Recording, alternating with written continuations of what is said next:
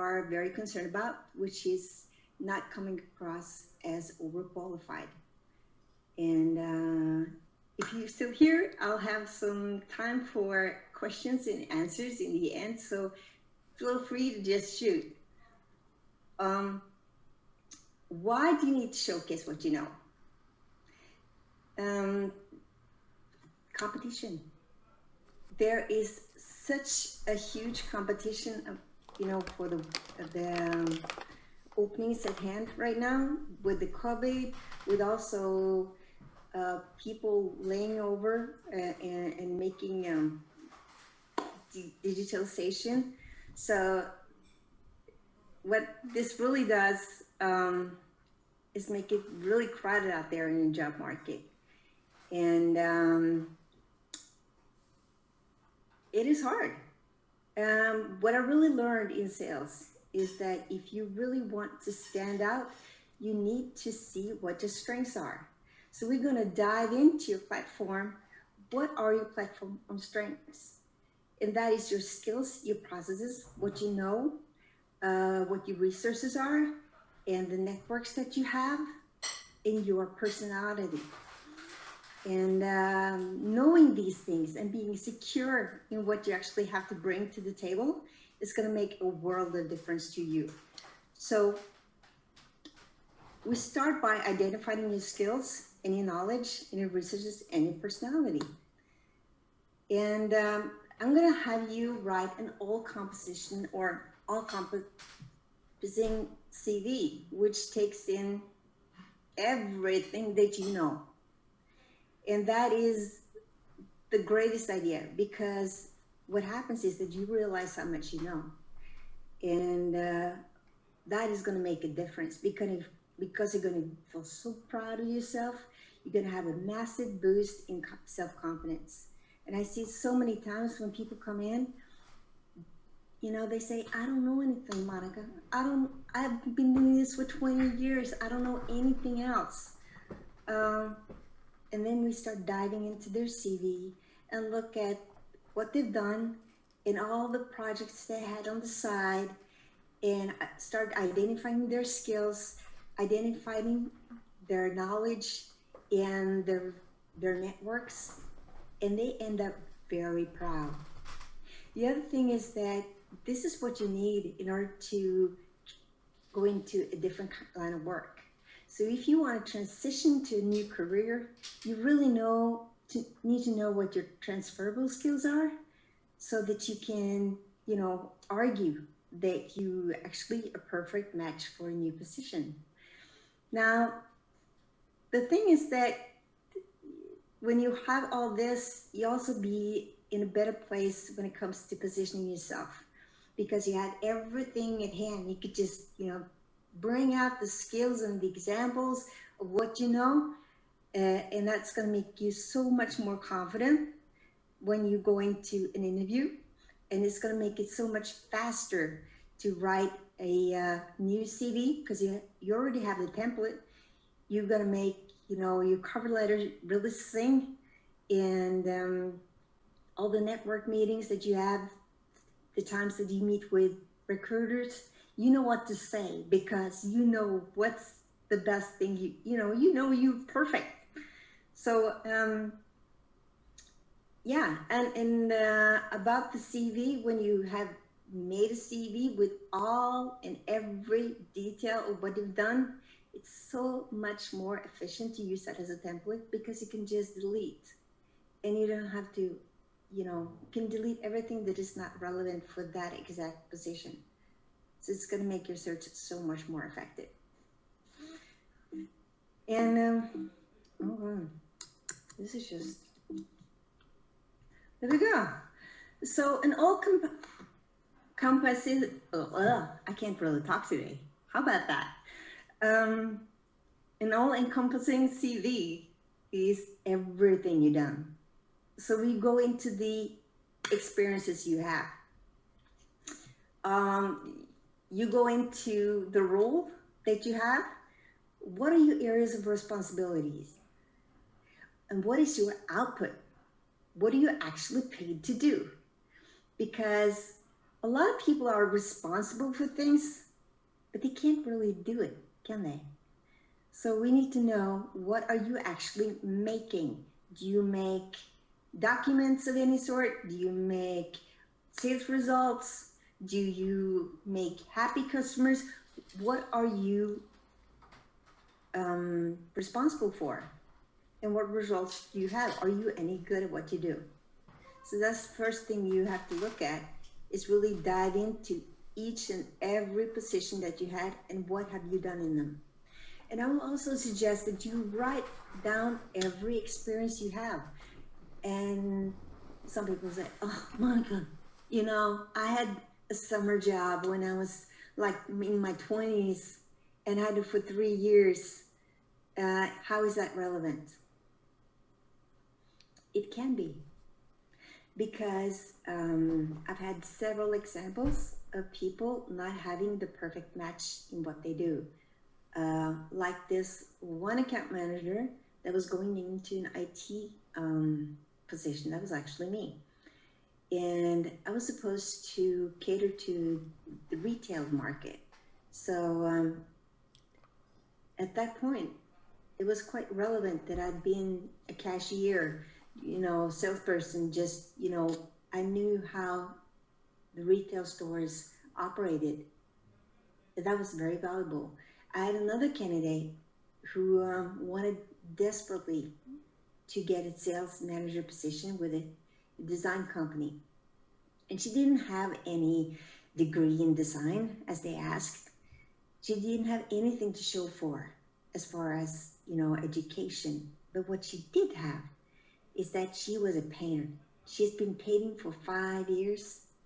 And also, she'd been a model. She'd been modeling for 8 years. And through, leveraging that modeling career, she could actually claim that she knew what good design was. She was used to working with designers. She was used to selling their stuff. And she actually got the position.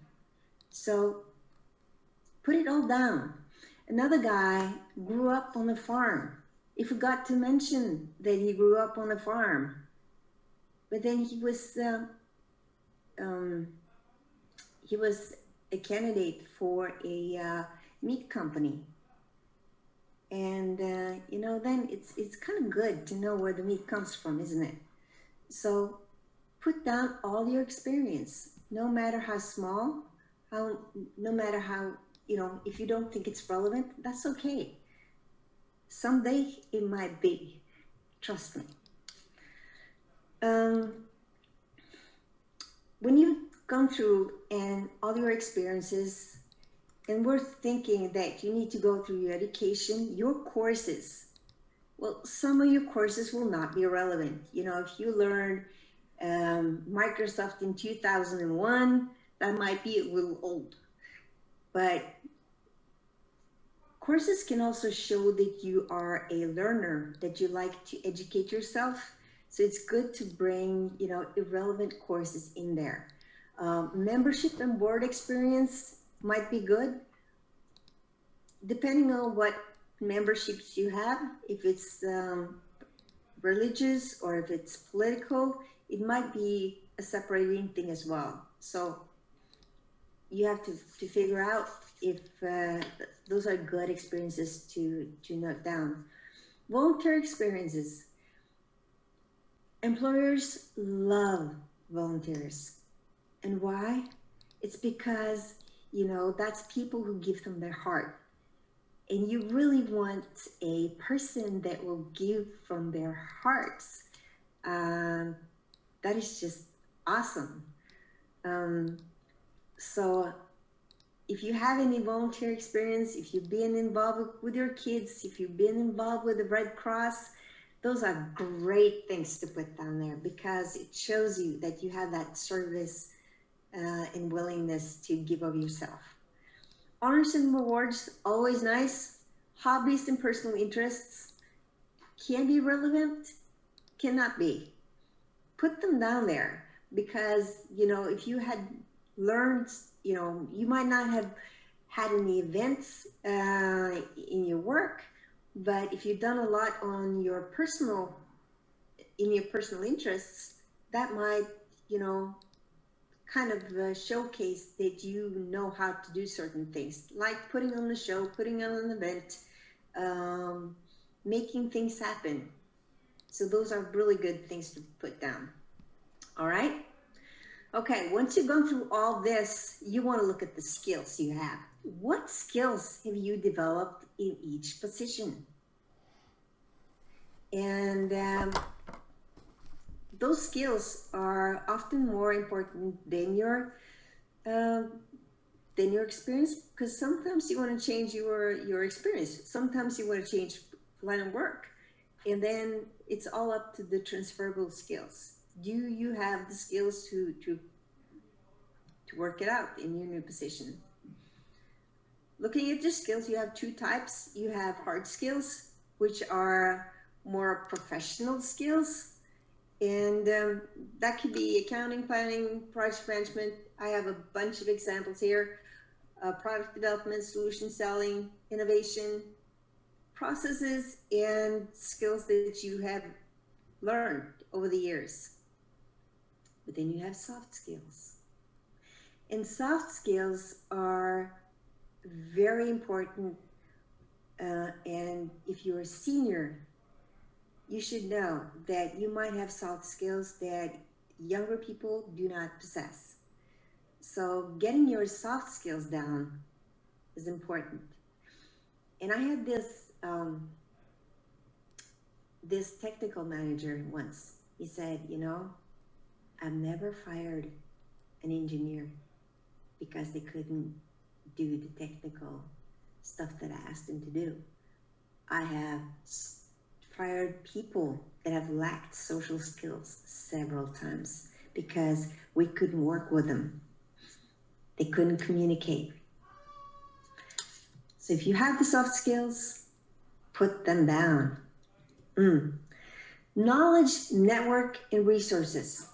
This is key because this is what makes you effective at work. Do you know certain industries? Do you know certain technologies? Like that could be computers, that could be software, that could be processes, that could be, understanding industry trends. If you follow industry trends for a long time, you have a deeper knowledge than a lot of people, than a lot of younger people. Networks that you have. Why is this important?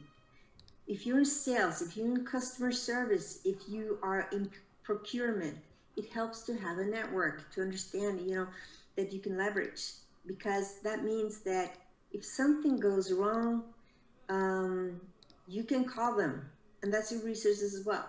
Your resources are people you can call if something goes wrong, and can help you solve things really, really fast. And I had this one buyer.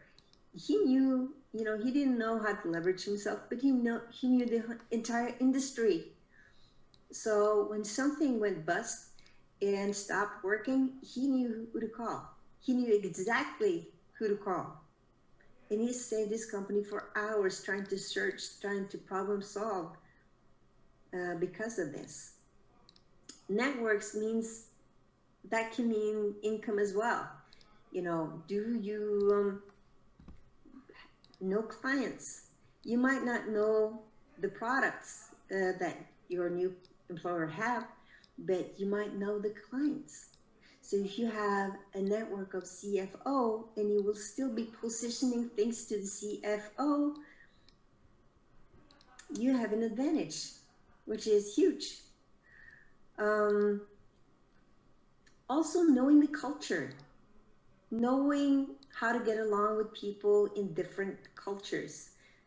Personal interests can also showcase that you're used to and accustomed to working with all kinds of people, meeting all kinds of people. So this compatibility is really, really, really important. And that is a knowledge. Personality. Why is this so important? Happy people. Did you know that happy people are 30% more productive than unhappy people. According to Sean Anker, he's a professor at Harvard in psychology. He tells me that, happy people work a lot better. They're more resilient. They also have a way of getting everybody else happy around them. And happy salespeople sell 40% more. So you want happy people. And also doctors that know that are happy. They solve they get the right diagnosis in less time. It was like 80%. They used 80% of the time that stressed doctors use or not so happy doctors use. So being happy and having a good personality is really, really important. And I know people who's been hired only for their attitude. We don't care if you're not that smart. We don't care if you're not that good. It's great to have you around. You make everybody happy. True. Who would you want to work with? Do you want to work with somebody grumpy that is all, that everything they do is just perfect? Or do you want to work with somebody who's just happy and makes mistakes from time to time? Okay, I guess it's depends on the line of work, but in most professions, you can afford to make a mistake or two. Super skills. I'm gonna dive into super skills next time, but I think it's so important that I really, really wanted to talk with you about it right now. And your super skills are the skills that you love to do. If you have things that you really love to do, you're usually very good at it. Now you have also skills that you do not master, but you want to learn. That is your potential. And then you have skills that you can perform, but when you do it for a long time, you get really bored and really tired. That's called work. And if you have to develop them, you're gonna hate it.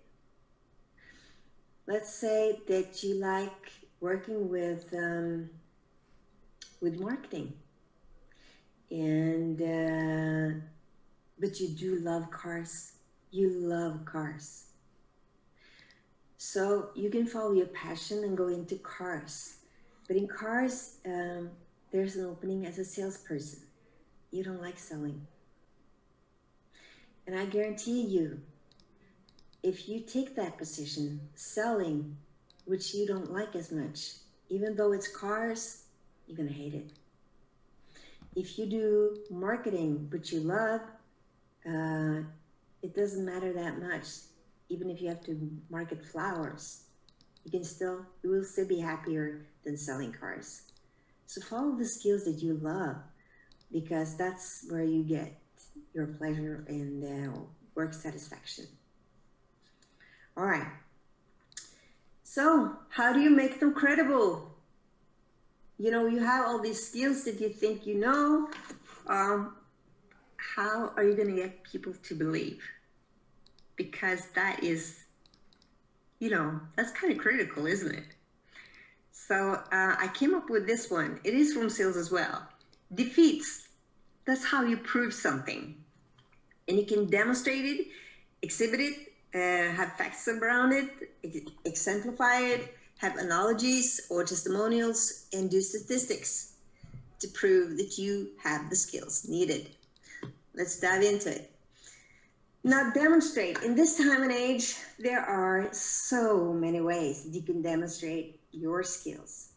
So if you are good at painting, if you are good at yoga, writing, whatever, you can always have a video showcasing what you do, or you can teach somebody about what you do. Another way to demonstrate it, let's say that you are really, really structured.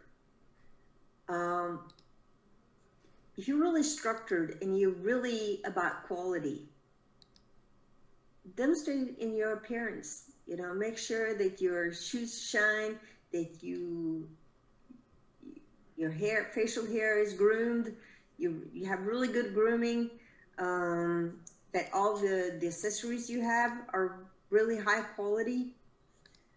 You can also showcase or demonstrate writing skills in your application. You know, if you're really good at writing, show it. If you're really good at speaking, show it. If you know how to, if there's like a marketing position, make a video CV and showcase it as well. You can demonstrate your skills. I once had one person asked me, I'm really humble. Can I write that in my CV? And I said, or resume? And I said, no, you can't write that down. Because that's one thing you just gotta show, right? Exhibit. In the day of Pinterest, again, there are so many ways that you can exhibit your work and really make it shine. So if you have skills, show them off. You can also, you know, exhibit it at work, and like football players, they do, comedians, they do, entertainers, they do. So that's the way that they show their skills. Facts. Facts are great, but they should be verifiable, and they're, you know, you shouldn't be discussing whether it's true or not, because facts are just facts. So if you got into certain schools, that may say something about you. If you accomplished anything special, like it could be a marathon, that's how you showcase your endurance. If you wrote a book, you know, there's a lot of accomplishments that can actually show what you've done and show off your skills. If you had job promotions, those are facts. And usually you get job promotions because you're good at what you do. Licenses showcase that you're actually qualified to do the work. Prizes and awards shows that you're good at it. Examples. You know, we can have examples of anything, like conflict management. Think about examples when you had to use these skills. Like a project where you solve the conflict, initiative you can show by, you know, what is the time that you've made an initiative? What is the time when you solve the case or solve the problem or solve the crisis, save the day? You know, are you coachable? What type of situations do you learn in, and what have you been letting people teach you? Very important. Service. What are the times and how do you make people around you happy? Examples. We want examples to make things come to life. And this is really something that people are asking about in interviews as well. So you claim you're happy. What happens if you're not? What will people say about you? Do you have any examples?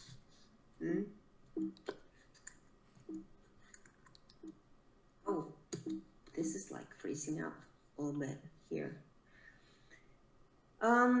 Analogies. Analogies. I'll take here. Stop sharing for a little bit. Oh. What happened here? This is my first time, so I'm just trying to figure out what happens. Thank you. Analogies. Now, analogies are really, really important because analogies can actually make you qualified for a position that you didn't think you qualified for. Like, let's say that you've never been a leader before, and this position requires leadership experience. Well, maybe you've been a project leader. Maybe you've been a coach. Maybe you have 5 kids. And you can draw examples from this on how you lead to get people to do what you want. Also, another analogy is that if you don't have like an industry experience, maybe the company that you're applying to, it's a producer, and you come from a producer. So maybe you can then argue that it's the same kind of processes. It's the same kind of, issues that you have in your current position. Also, again, it's about making you perfect for that position. So what if you went into procurement and you've been in sales for a while, or you've been in sales and then went into procurement? Like, if you've been in sales and once into procurement, you could say, well, I've done all the negotiations. I know all the tricks. I've been in negotiations many, many times. So I know what's important to, procurement. I can do the job. And there are so many examples of how you can kind of leverage through analogies what you know. So let's see again if I can get this up here. Okay. Little. I'm sorry about this. Okay, I'm getting everything else that I'm supposed to get. Thank you for your patience. I appreciate it so much. So let's see if I can get this up.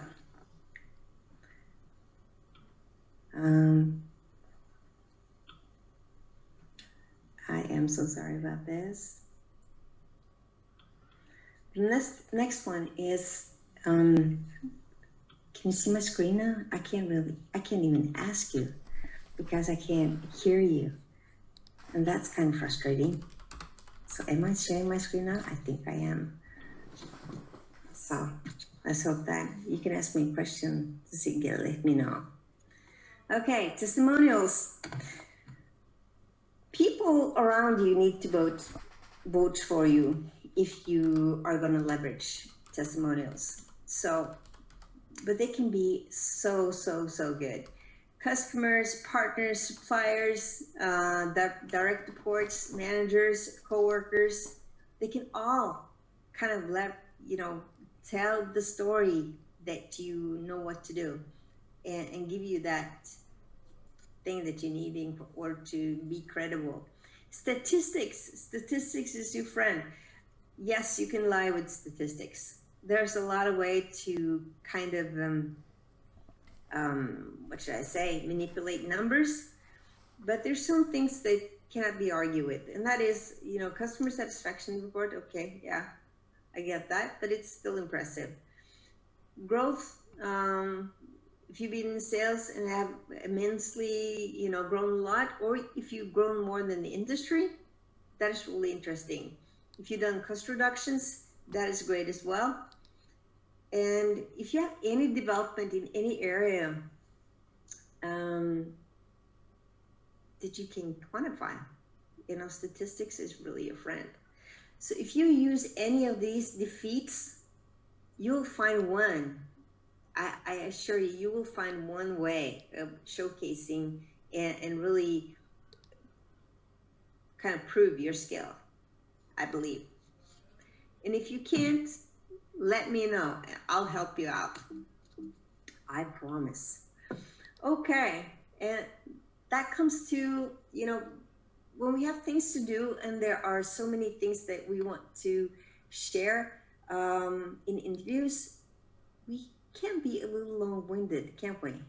So I'm going to go into stars, and that is a very structured way of just explaining what you have. If you have an example, It's just basically start the situation, what happened, task, what task did you need to accomplish, action, what action did you take, and result, what results did you get. Um, and I wanted to say that chat here. All is fine. Okay, good. If there's anything else, I actually accomplished to read the chat. So thank you so much, Thomas, for letting me know that everything is fine. Stars, you know, situations. You have maybe a and this is so common. This is so common in interviews that people will ask you to exemplify things. Show me a time when you showed initiative. And they will ask for an example. And they will also do that from your references. Show me a time where this candidate was, you know, did have initiative, or was positive, or did show his problem solving skills. So maybe you have this situation like, okay, well, we were all very desperate because it was the COVID. And what I did was I made sure, you know, we needed a way to communicate. I was the fastest one to get hold of the people in IT.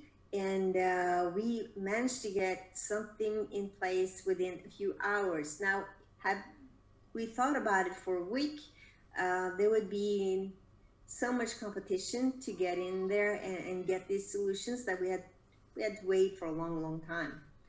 So with me taking action very early on, we got to get this IT solution in place before everybody else. And my manager was so happy, people were so relieved, and we could all work from home. One example, 2 minutes to kind of explain what you know, and that is attractive. So if you can do like 30 of those in an interview, don't, but you can, because you're not using all your time on one example, right? So that might be a good way of just structuring your examples if you have a hard time being articulate and fast. Right. Going back to this, star examples, right. Now, my final thing is not to come across as overqualified. I know that's a concern for a lot of people. And it's a good concern because, you know, people don't always understand, why is it a problem that I know so much? Why can't I be just, you know, be happy and let me deliver more? People should welcome all my qualifications. They don't. And this is why. When you're overqualified, you may lose motivation because things are boring. And when you lose motivation and you're bored, you have very poor energy to give to your members or your coworkers. You also can be so good that you can become a competitor to the leader, which is not good. I once worked as a recruiter, and I received this application for one position. And this lady, she was just highlighting her leadership skills so much. And I thought, I don't really need a leader in here. And she's gonna really challenge the current leader. This is gonna be conflict. I can't have her in there, even though she might be good at everything else. If you're overqualified, you also get this question, why are you not going after the positions that you should be qualified for? And people don't want to pay you less either, because that tends to be a demotivator over time. So what can you do if you really want to get a job and get it fast? One of the major things that I see people do wrong is that they go for entry level positions instead of having the guts to go for the senior positions when they're actually good. And especially women, it's like people don't want, you know, certain positions you don't want people that are seniors. So go for the positions that you actually are capable of doing. I think that's, have the courage to do so. Number two, if you're going for a position where you can be, maybe you've been a leader, maybe you don't want to be one anymore. You have to explain how you grow, because, growing is one of the most important things for our happiness and our motivation. Being a little bit better, improving every day is so vital. So I don't want to place anybody in a position where they cannot grow. And if I am to do so, I need to know that they have challenges anywhere else, or that maybe they're doing something on their free time, which is really, really important, that they want to keep doing. And that's where they're growing. And then I can be okay that they want to go down in responsibilities, right? If I'm a recruiter. Motivation is so huge because people that are really, really motivated, they are engaged. And engaged people deliver 3 times as much as people who are not. So if you have the engaged people, those are the people that will, stay overtime to make sure that their company wins a bid, or see a client, or, help out of the restaurant, let people drink their glasses, although it might be after closing time. When it comes to the unengaged, those are the people looking at the watch, saying that, oh my God, well, I don't think I should take that phone, even though it's 10 minutes before my shift is gone. Because if this telephone conversation takes too much time, I might not get the bus that I want. So those are really on work, and when they're not at work, they're not. Now we have the actively unengaged. And those are the people that are actually able and willing to sabotage their company to make an event or to get an advantage. And if we look at these two, what's average and what's world class, is that world class employers are really, really good at picking up people who are engaged. And when people are engaged, it breeds engagement. When people are not engaged, you have all sorts of things happen. And if it's really poor management, the actively unengaged really, really grows. So engagement is so, so important, and it shows you motivation. So when you come in and want the position, you really have to show me, why do you want this position? Why do you want to work at that place? What makes that company or me as an employer, what makes me special to you? And that may, if you have a lot of engagement, I might, take or look away from the fact that you're actually above what your responsibilities are. Now, if you really want to work at Maybe you're a senior and you want to work at an experienced level instead of being a senior. You also need to say that you want to stay within your niche. So if you are in HR, don't say that you know finance, that you know IT, that you know everything else, because then I think I have a mess on my hands. I want you to go into one position and you can grow in that position, make it deeper, make it better, but don't go over to everybody else's area of responsibility because it will be a complete mess. And I do not want that as an employer. So respect the boundaries of the position that you're applying for. Really, really important. And if you lack something, well, you can also empower yourself. This is what I had today. So I wondered if there are any questions. I'll be happy to take them. If not, it's we're done for today.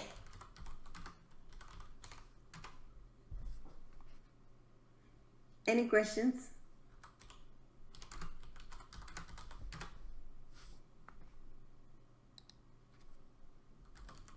No. Thank you so much for following me or staying with me this hour. It's been interesting. I hope that I gave you some value. You certainly gave a lot to me by being here. And next week, I'm going to dive into, I'm committed to getting better at this. So next week, we are going to dive into a few new things, which is positioning yourself and finding the secret market or this hidden job market, how to position yourself in that. And then I'm going to go into week 3, which is about interviewing and interview skills, how to look and feel and be totally prepared and blow them out of the water. Week 4 is about